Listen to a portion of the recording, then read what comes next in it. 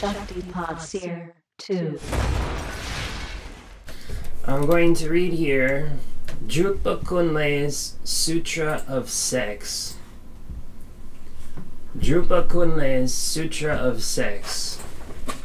So, like I said, this should be very interesting. The consorts and patrons of Bhutan made a further request to the Lama. Lama Rinpoche, we beseech you to bless us, the people of the southern ravines, with a discourse upon the Buddha's teaching. We ask that you give your discourse a name in Sanskrit, that it be serious in content, but with some touches of humor. Please deliver it in the language of the common people so that everyone can understand it, but gives it a profound inner meaning. Teach us the simple message of the Buddha, so that merely by hearing it we are released from the troubles of transmigratory existence. The Lama delivered this discourse. In Sanskrit, Ngai Mje Sharara, in Tibetan, Bumoy Stula Shururu. This is the discourse on mundane pleasure. The virgin finds pleasure in her rising desire. The young tiger finds pleasure in his consummation. The old man finds pleasure in his fertile memory.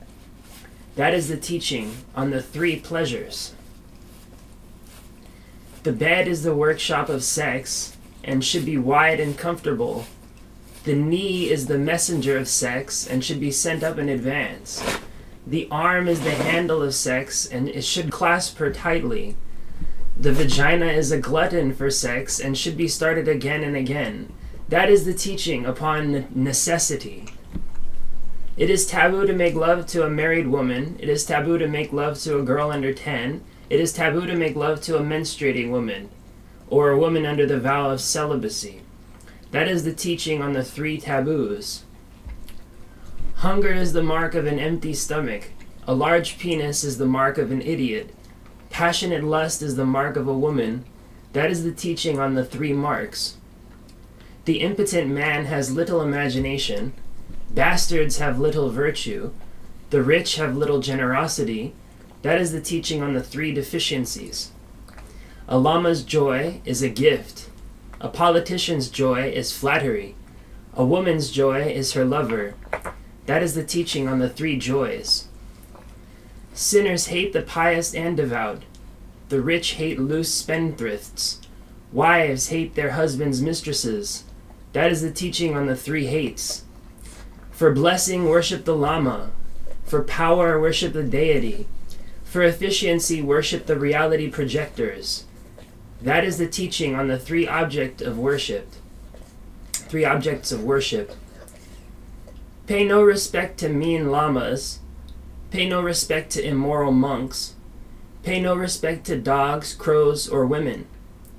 That is the teaching on the three rejects. The discipline's purpose is to calm and pacify. The vow to serve others is to free from self-will. The Tantra's purpose is to teach unity of polarity. That is the teaching on the three vehicles. The starving beggar has no happiness. The irreligious have no divinity. The wanderer has no bonds or commitment. That is the teaching on the three lacks. He who is without honesty has a dry mouth. He who is without spirituality makes no offering. He who is without courage does not make a general. That is the teaching of the three zeros. The sign of a rich man is a tight fist. The sign of an old man is a tight mind. The sign of a nun is a tight vagina. That is the teaching on the three constrictions. The fast talker inserts himself into the center of a crowd. Monastic wealth inserts itself into the monks' stomachs. Thick penises insert themselves into young girls. That is the teaching on the three insertions. The mind of a bodhisattva is smooth. The talk of self-seekers is smoother, but the thighs of a virgin are as smooth as silk. That is the teaching on the three smooth things. Immoral monks have thin skirts. Widows and spinsters have thin stomachs and clothes. Fields without manure bear thin crops. That is the teaching on the three thin things. Kunley never tires of girls. Monks never tire of wealth. Girls never tire of sex. That is the teaching on the three indefatigables. Although mind is clear, one needs a lama. Although lamp burns brightly, it still needs oil. Although mind is self-evident, it needs recognition. That is the teaching on the three needs. And then the lama continued.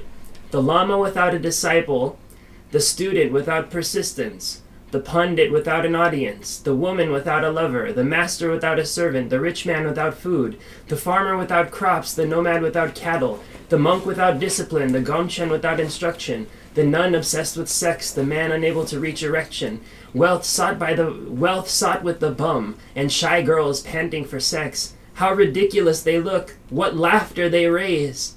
And again he went on. Although the clitoris is suitably triangular, it is ineligible as devil food for the local god's worship. Although love juice can never dry up in the sun, it is unsuited for tea to quench thirst.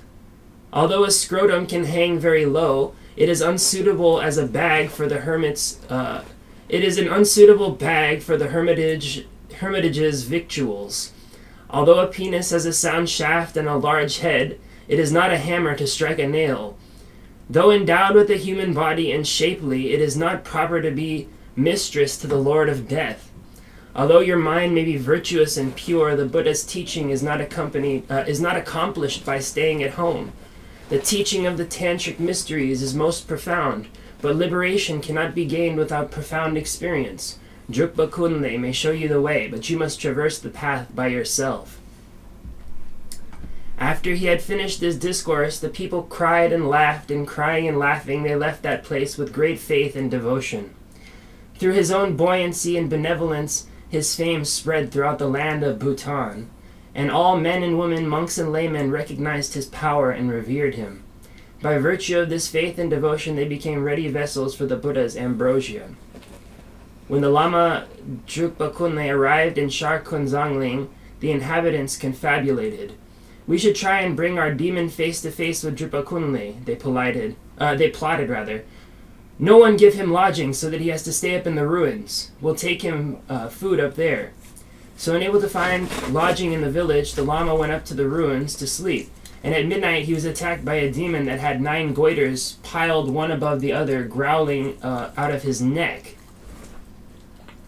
Kunley thrust his flaming thunderbolt of wisdom up the demon's rear and sent him fleeing up the hill.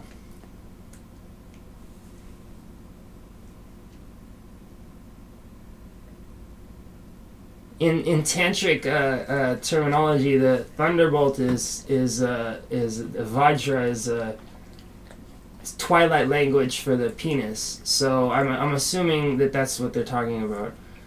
And send him fleeing up the hill. Even today, near the Orogen rock, one can smell burnt meat and hear the cries of pain. And although there used to be 80 taxpayers in Kunzanling, because the people refused Drukpa Kunley hospitality, now there are only 4.